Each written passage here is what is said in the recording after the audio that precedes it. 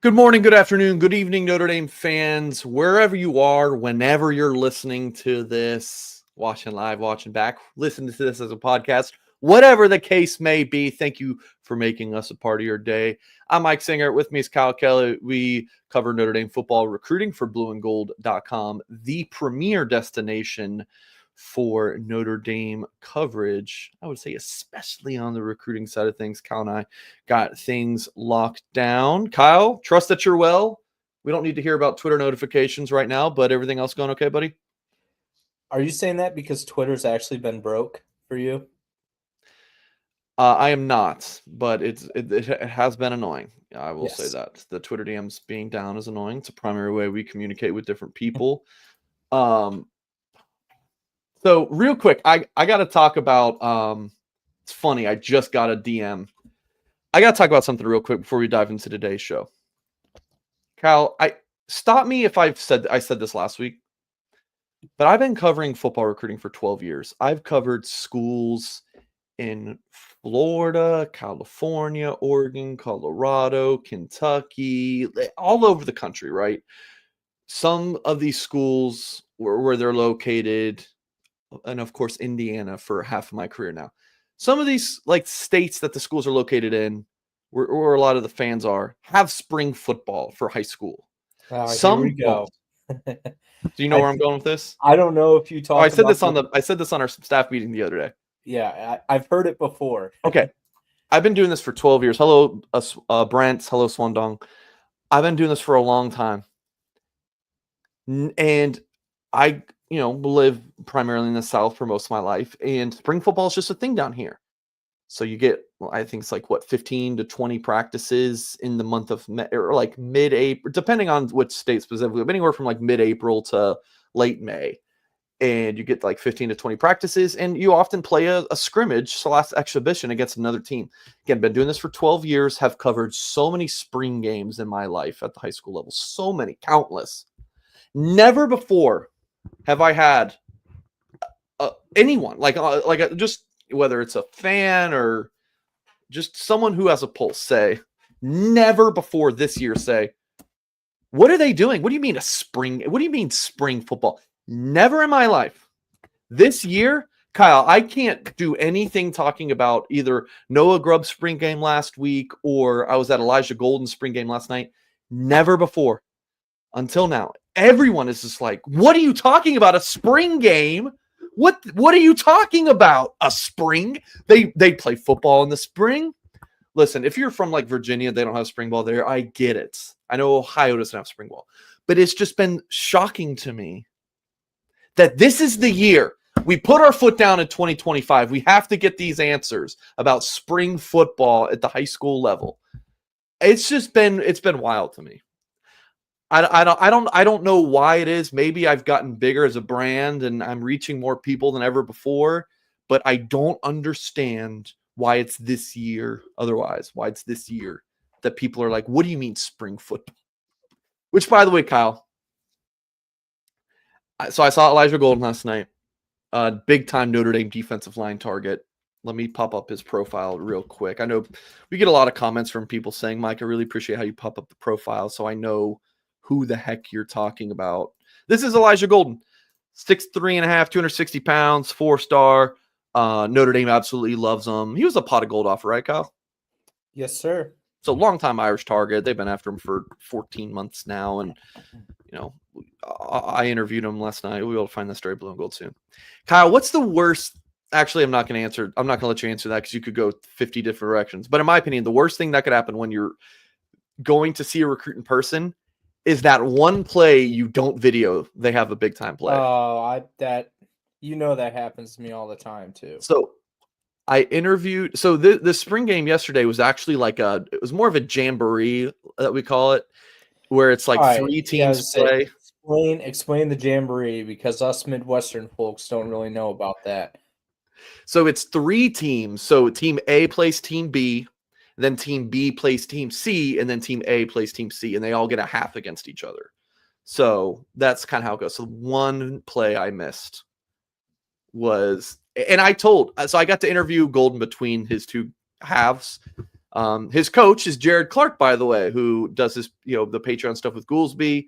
And Jared's now, I met Jared at the national championship game, and Jared was kind enough to let me do an interview with Golden Between, basically at halftime, Kyle, which was a first for me. Nice. So this was the play I missed. And I told Elijah during the interview, bro, I'm so sorry. I missed your sack. Can you please send it to me? And literally just as we hit live, he sent it to me. So sorry for Pagos audience, but look at this. Cutting inside and then getting the sack. That is the play. That was his highlight play of the night. Him, he lined up all over the place. D-end, defensive tackle, both sides of the line. And that was him ripping through a guard and getting to the quarterback. And you can see me right here. See me in this white shirt? On the phone, aren't you?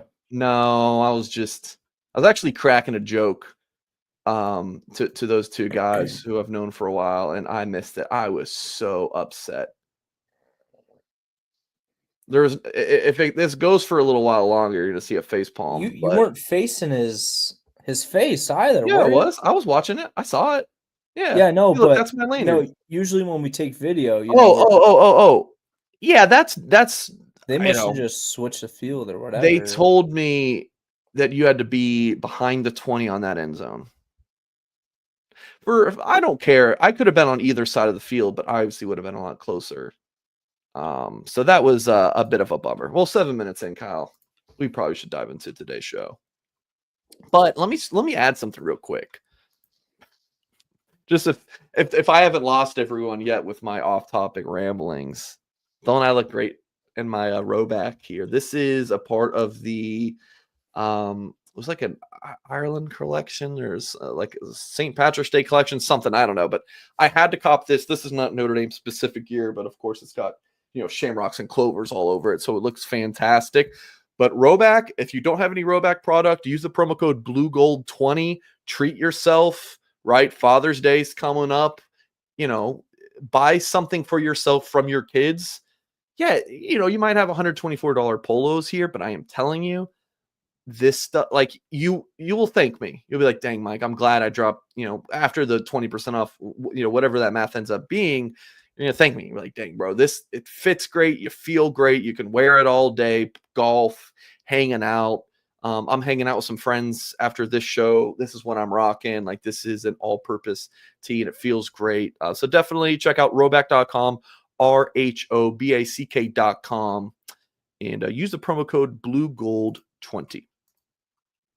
All right, Kyle, I put out a tweet. I was doing a article for our magazine at Blue and Gold, and I found this statistic.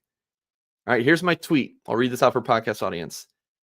Interesting data point. Notre Dame has signed 4 straight top 12 classes in the On3 industry ranking. So much is made about like top 10 classes. Notre Dame's not signing top 10 classes. But if you just kind of peel it back a little bit to top 12, Notre Dame in the On3 industry ranking, which goes back to 2004, so it's only 21 years, but still a significant amount of time. They have signed 4 straight top 12 classes in the On3 industry ranking just once. And that would be Marcus Freeman's first 4 recruiting classes, which I give him credit. I've talked about this many times over the past couple of years. I give Freeman credit for the 22 class. He was the defensive coordinator that entire cycle and brought in Jalen Sneed and Ben Morris and some big-time players in that 22 class. And then he was the head coach for the last couple weeks after Kelly left. So I give him credit for the 22 class. And then so that was the number 6 class in the country. And then it was 10, 11, and 12, respectively, in the following 3 years. Kyle, is this something for you? Is this too small of a data size? Am I kind of moving goalposts here? Or do you think this is something? When I saw this stat, what I began to think about is the depth on the roster. I think Notre Dame's depth at all positions across the board is probably better than it's been in a long time. I mean, I've only been covering Notre Dame since year 1 of the Marcus Freeman era, but I grew up following Notre Dame, and that 2022 season, which was year 1 of Freeman's tenure, Yeah, that was still a lot of Brian Kelly's guys, but as we've seen the years go on, you've seen, the guys on Notre Dame's roster from top to bottom be big time contributors. When you look at last year, all the injuries Notre Dame had in the college football playoff. You got Howard Cross playing on one leg. Riley Mills injures his knee in round one. Um, obviously they were without their starting defensive ends. Uh, Josh Burnham was playing on one leg. Like I can go through. I mean, the offensive line. There's so many positions we can go through from last season that Notre Dame was, you know, clearly hampered, and they continued to rise to the occasion, step up to the plate. Uh, Notre Dame was digging deep into that depth chart, bringing guys up on the second and third team. Some guys that were working on the scout team to start last season were playing significant snaps for Notre Dame in the college football playoffs. So even though they're, when you talk about top five and when you talk about top 10 classes, especially top five classes, those classes are going to be really loaded with your 5 stars and your top 100 recruits that really carry, the mathematical element of those rankings. But top 12 classes, yeah, you're maybe not going to have, a bunch of 5 stars or top 100 guys, but the core of every class is going to be very strong. That you're Yeah. going to have, about a dozen top 300 guys. And, I also think that, some of this goes back to Chad Bowden, Notre Dame's former general manager, who's now at USC, uh, for some of his evaluations and Careful, Kyle. the staff's evaluations on some of the lower ranked guys. So I Yeah. think we've seen some of those players start to develop, but when you talk about some of the big time contributors like a Kingston Villiamawasa and Jalen Sneed, back in 2022, and players like that, I don't think Notre Dame lands those types of guys without Marcus Freeman. So that was my big takeaway from your little tidbit there. And Yeah. and the other thing that has to be touched on when we talk about this is, Notre Dame's presence in the transfer portal has probably been as strong as any program in all college football in terms of the types of players they bring in and how often they become contributors. I know teams like Florida State and Ole Miss have really relied on the transfer portal to build their roster, but the way Notre Dame has supplemented with the Yeah. transfer portal has been a big part of their success. And as Marcus Freeman and the whole coaching staff always says, the foundation of their roster and the way they construct it's going to be in the high school football ranks, and that's always going to be true. So as long as they keep up with these, top 12, top 10, and highly ranked classes, I think Notre Dame is going to continue to see itself as one of the top programs in college football. So if you look, am I muted? Okay, we're good. If you look at the industry ranking, which takes into account all of the rankings websites at the time, like what was Kelly's class? 2010 was his first class. But that was kind of like he took over late. I'm trying to remember the exact time as well, but I'm sure people will correct me later. So 2010 to 2021, those are Kelly's classes. 10, 11, 19, 4, 11, 12. Started off pretty hot. And then 14, 15, 11, 14, 18, 11. So I think if you just look at what Freeman has done so far, and even if you don't want to give him 2022 with the number 6 ranking, and he's done 10, 11, 12, people are like, oh, that's just Kelly level recruiting. Sure, some years, the 2013 class kind of being an anomaly because that was the only top 10 class he signed. Again, I wouldn't give him credit for 2022. I'm going to say that till I'm blue in the face. But like if Freeman does a top 10 class this year, which I will say this time last year, Notre Dame had this number 6 class according to the Ontario Industry ranking. And then, of course, they ended up with the number 12 class of the country. Didn't have a great June. Am I remembering that correct? I mean, the greatest summer. I mean, Jadon Blair committed. They had some summer commitments, but it wasn't like, they struck out on some receivers.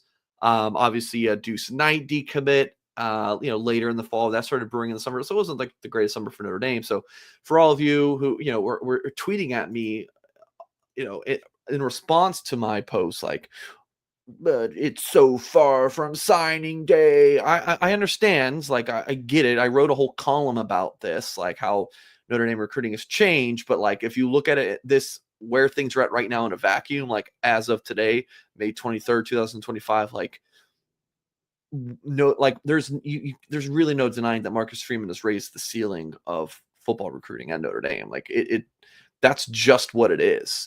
They are going, and I laid this out in the article, all of this recruitments from these public school. I think you talked about this last week, how like the public school commitments for big time kids from the South that Notre Dame is now landing. It's truly been impressive. I'm excited, not as like I'm a diehard Notre Dame fan. Like, I've been following the team my entire life. This is more from someone who is, I wouldn't call myself a completely objective viewer because, you covered the team for 6 years. You kind of fall in love with the place. It's a really special university and football team, but I'm just viewing this as kind of from the outside looking in a sense, and it's super exciting. There's no like blue and gold color glasses here. It's just like I am covering Brian Kelly recruiting for a couple years before he left to now, and you see a huge difference, and I think it's exciting. So yeah, Mark says so. He didn't have 4 consecutive top 12 classes before Freeman. Just using that one metric, the on-3 inch ranking. I mean, Rivals started in around 2000. They started doing rankings. Then if you want to go back to like Lemming or whatever recruiting rankings were before, I don't know, but I'm just talking about per the on-3 industry ranking. This is the truth. Notre Dame's never had 4 consecutive top 12 classes before Marcus Freeman. So, Cal, any thoughts before we move on to a topic that I know Henry is cool? We'll be looking forward to. No, I'm just looking at my stats here with the on-3 industry ranking, and you fact checking me? Maybe in 2021, did they have the number 11 class? 2021, hit the bed. So that would be 5 in a row.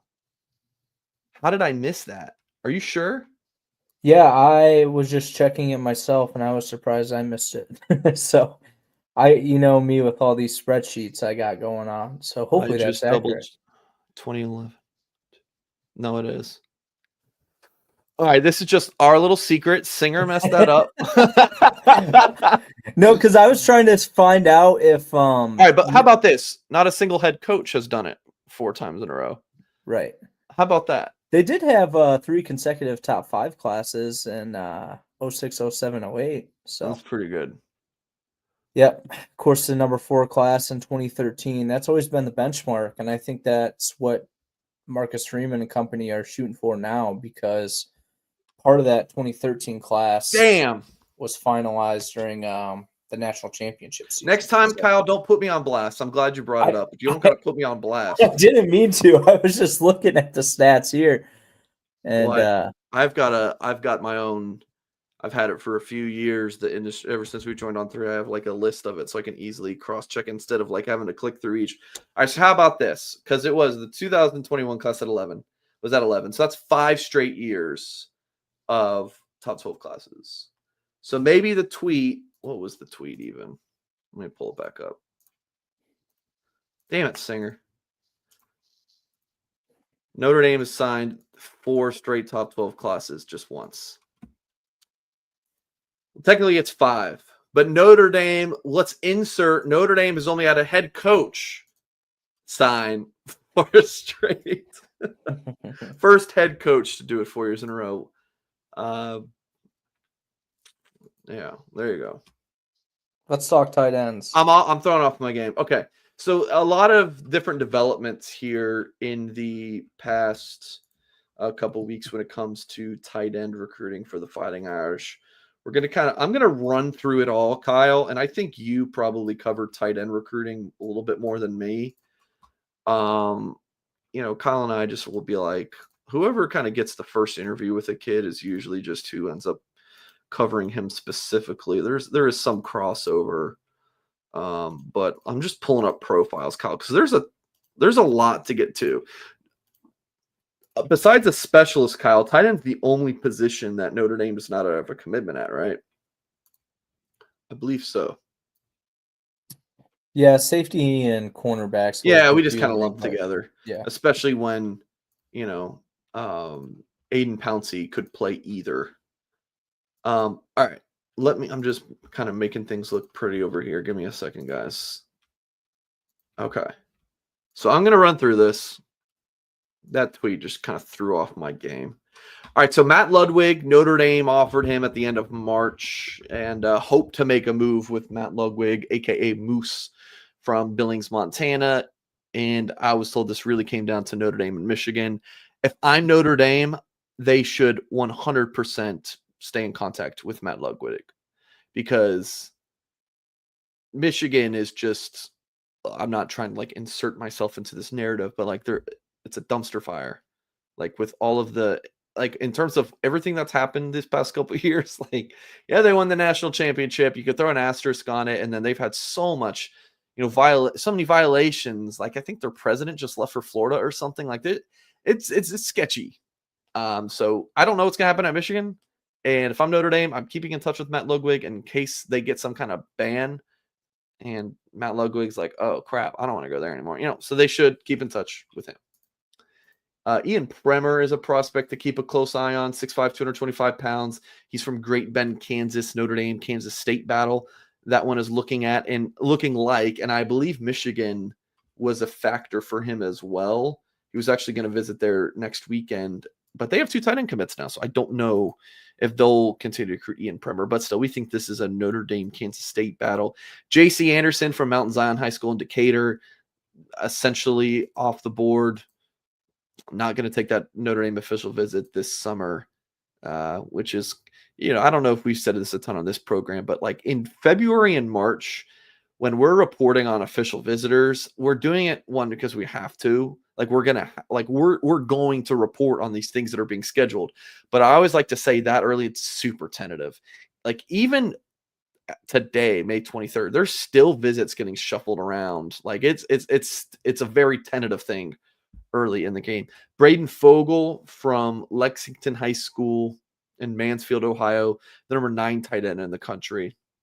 Just added an offer from the Irish a couple days ago, as did Preston Frizel from Toledo, Ohio. Shout out to Toledo. What's your area code, Kyle?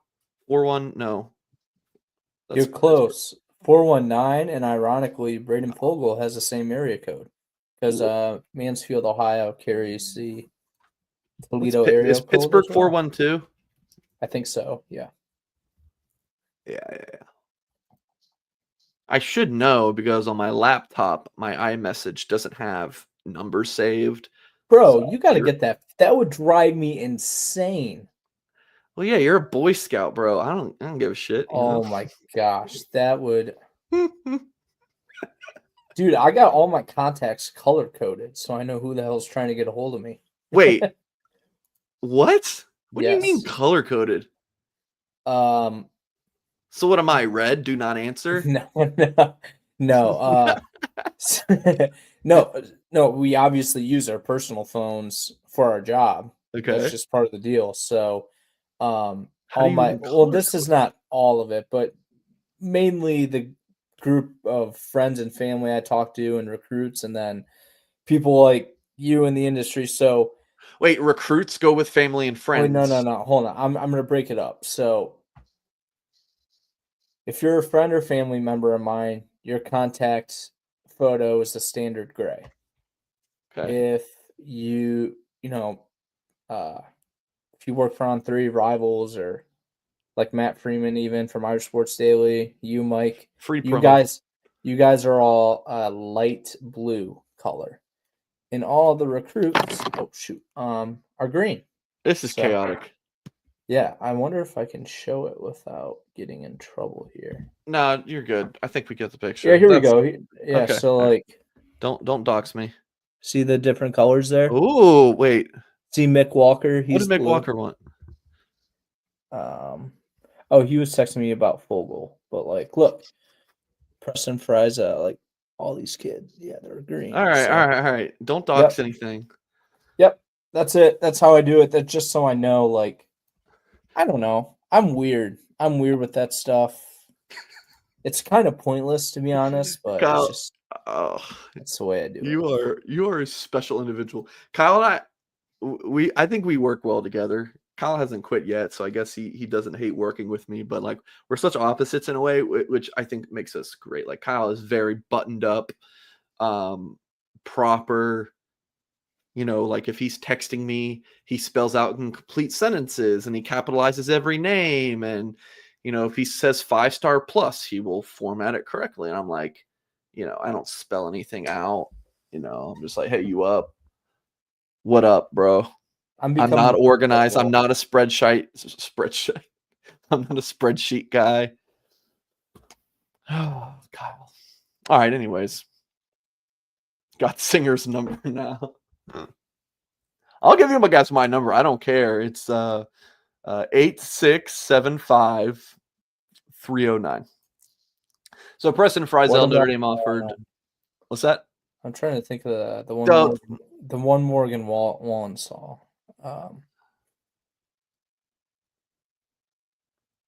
Can't think of it. This is great. 865-409-1021. 865. All right, while Kyle's thinking about. Yeah, there we go. Yeah, so that's my number. 865-409-1021. Give me a call. Let's talk about Augie's locker room. You're going to want to give Augie a call at 574-277-6363. I promise that is actually the number to call Augie. You know what? Let's just call Augie. 574-277-6363. Let's just give Augie a call. This is the destination for memorabilia. If you're a Notre Dame fan, you're in town, whatever the case may be, go to Augie's locker room. Check out the exclusive Joe Montana signed items, famous sculptor Jerry McKenna's replicas of the bronze statues around. We're sorry, you have reached a number that has been disconnected. All right, my bad. I called the wrong number. 574-277-6363. I did 6366. That's my bad. All right, so let's give Augie a call. See if Augie answers. You reached Augie's locker room, South Bend, Indiana. Leave us a message and we will call you back. At the tone, please record your message. When you've finished recording, you may hang up or press 1 for more options. To leave a callback number, press 5. Augie, this is Mike Singer from Blue and Gold. I'm actually live on YouTube right now. Was just talking about your website and to let people know to call you at 574-277-6363 or check out augieslockerroom.com for the amazing one-of-a-kind Notre Dame items that you can only find at his store located at 1733 North Ironwood Drive in South Bend. Augie, it's been a while, my friend, since I've seen you in person. I hope you're doing well. Yeah, live on YouTube right now talking about Augie's locker room. So I hope you're doing well, my friend. Take it easy. All right, there you go. Augie's locker room. What a great ad read. Marcus Glasses says, Singer, you can call me up next. Let's not do that. I might have to call Mikhail Blade here pretty soon. So we got my this thing wrapped up. What time? No, it's nothing pressing. Well, kind of is. I don't have just tell me what time. No, I don't have anything scheduled with him. It's kind of the issue right now. He's on a visit elsewhere, but trying to get some news nailed down. So Oh, okay. All right, we'll go quickly then. Braden Fogel, Notre Dame offered him. He's got some official visits scheduled. Notre Dame looking to get into the mix there. Yeah, Preston Frizel we talked about. Not really. This is for me to give the intel, man. All right, we'll talk about Preston Frizel. Notre Dame also offered Luke Sorensen. This was, I believe, last week from Anaheim, California, Servite High School. Irish looking to, I mean, with these last three guys Notre Dame just offered, looking to kind of insert themselves in those recruitment. Evan Jacobson, I think Notre Dame is the team to beat for, and I like where my prediction stands for him. Gavin Mueller, we've talked about a ton. South Elgin High School in Illinois. He committed to Colorado. Didn't feel like Notre Dame pushed a ton. Isaac Jensen from Omaha, Notre Dame seems to be out of the picture there. So, that's kind of the board. I think they should stay in touch with Ludwig, fight for Bremer, fight for the new offers. They should land Evan Jacobson, and we'll see what happens from there. So, Kyle, what's on your mind with tight end recruiting? Yeah, here's the deal. Top three guys have been Evan Jacobson, Ian Bremer, and Matt Ludwig for a while, but Ludwig comes off the board. So I think Notre Dame's setting the pace for Evan Jacobson, but that could change during the June OVs. That recruitment is not as shut down and locked up and signed, sealed, and delivered to Notre Dame as some may think. He's obviously uncommitted, and I know we felt strongly about Notre Dame securing his commitment back in the springtime. And like I said, I think they're still ahead, but there's going to be some competition building in June. But Evan Jacobson's probably your top guy that you're looking at right now. And then this most recent wave of offers was Sorensen, Frizzell, and Fogel. All guys Notre Dame's been tracking for a long time. Sorensen's been on the radar since the spring. Fogel visited back in September, and Frizzell, Notre Dame, I believe, actually sent a coach out to his school in January during the college football playoff run. So they've been after him for a while as well. If you had made me predict right now, I think that I could see Preston Frizzell ending up in the class. I think Notre Dame made a pretty big impression on him. Mike Martin's actually spearheading that recruitment. We'll see when he gets up to campus. I think it's a matter of, when, not if. Same thing with Braden Fogel. But, yeah, Mike, in my 3 years here on the Notre Dame beat, I've been waiting for Notre Dame to offer a Toledo recruit, and that's finally happened with Preston Frizzell. Ironically, he played at my high school's rival, Toledo Central Catholic. But as many of you know, I'm located in Toledo. I got a lot of ties here. And before Notre Dame offered, I was just actually talking to some folks around here about his recruitment. And he's a real deal. He's a big-time pass-catching target.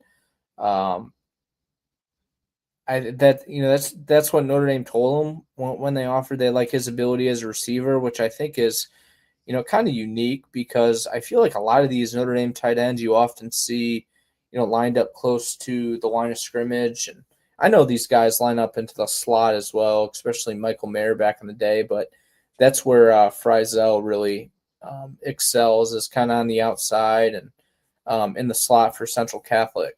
So he comes from the same school that produced Notre Dame quarterback Deshaun Kaiser. And top contenders here look like right now Miami is involved. He's officially visiting Iowa. And all right, I'm pissed. Killface. So. Like, what the hell are you talking about? They could do better than him. Wire's offer's bad. He's got offers from Iowa. He's got an Iowa offer. Who is Iowa? Wisconsin? Well, are you even a Notre Dame fan if you say something like that? Because you're saying Notre Dame's bad? Notre Dame just offered him North Carolina, Miami, Auburn. He's got over 30 offers? Like, what are you talking about? His offers are bad. I guess Notre Dame is bad because Notre Dame just offered him.